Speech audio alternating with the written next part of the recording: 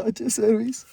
Takže nachádzame sa teraz na parkovisku pred Zugspitz Lanovkou, odkiaľ budeme zajtra o 5 ráno dávať Summit pušík.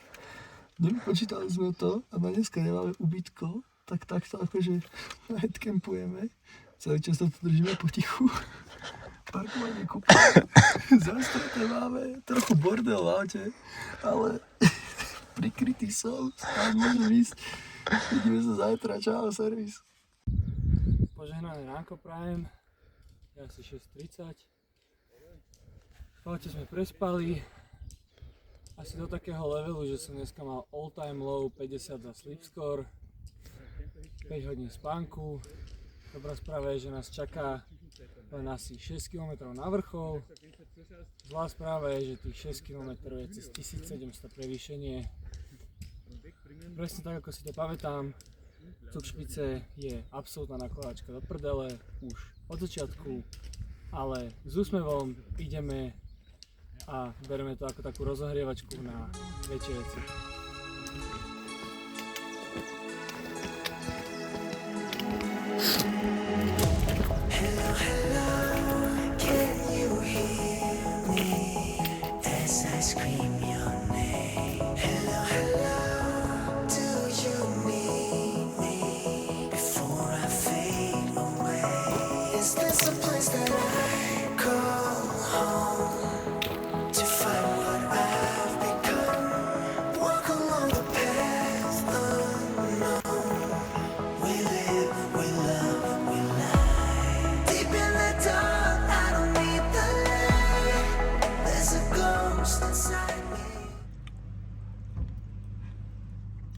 Servis.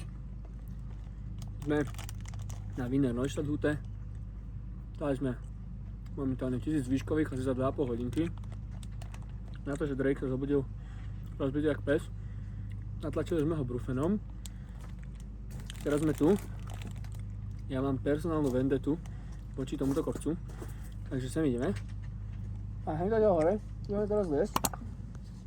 Tam. A skúsme teda 2 hodiny. Minulé mi to trvalo asi 6 a vtedy som vôbec nevedel, čo robím. Bol hnusný sneh, bol som dehydratovaný a ešte aj tlstý. Takže uvidíme a dneska hádam summitík.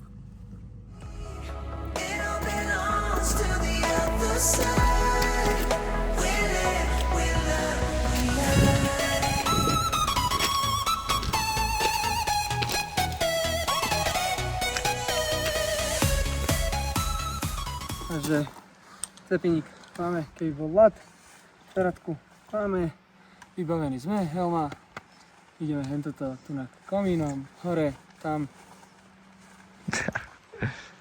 You can't even see with the sun, bro. It's like brutal.